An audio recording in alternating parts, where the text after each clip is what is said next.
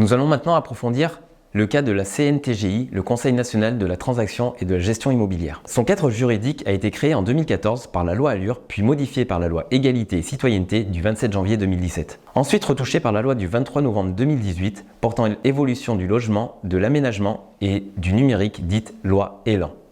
Sa composition dans la loi numéro 79 du 2 janvier 1970, réglementant les conditions d'exercice des activités relatives à certaines opérations portant sur les immeubles et les fonds de commerce, a précisé dans son article 13.2 la composition du CNTGI qui se constitue notamment de plusieurs points.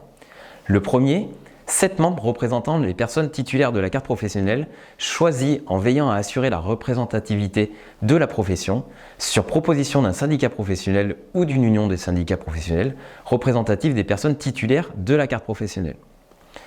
Ensuite, 5 membres représentant des consommateurs choisis parmi les associations de défense de consommateurs, à condition que ces derniers soient agréés et œuvrent dans le domaine du logement.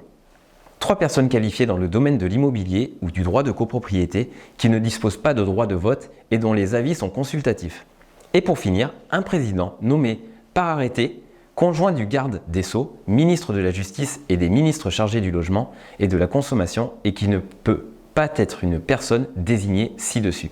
L'article 13.3 de la même loi a ajouté « Le CNTGI comprend une commission de contrôle des activités de transaction et de gestion immobilière qui instruit le cas de pratiques abusives portées à la connaissance du Conseil. » Sa mission au CNTGI est d'être le gendarme de la déontologie immobilière et elle a pour mission de veiller au maintien et à la promotion des principes de moralité, de probité et de compétences nécessaires au bon accomplissement des pratiques, régis par cette loi, et le CNTGI est sollicité pour avis sur l'ensemble des textes législatifs et réglementaires ayant trait aux conditions d'exercice des activités des professionnels de l'immobilier et de la copropriété. Le Conseil comporte une commission de contrôle des activités de transaction et de gestion immobilière précitée, dont la mission consiste à instruire le cas de pratique abusive porté à sa connaissance. Cette instruction se traduit par un rapport que la commission adresse à ce même Conseil, lequel délibère sur sa transmission à l'autorité administrative chargée de la concurrence et de la consommation.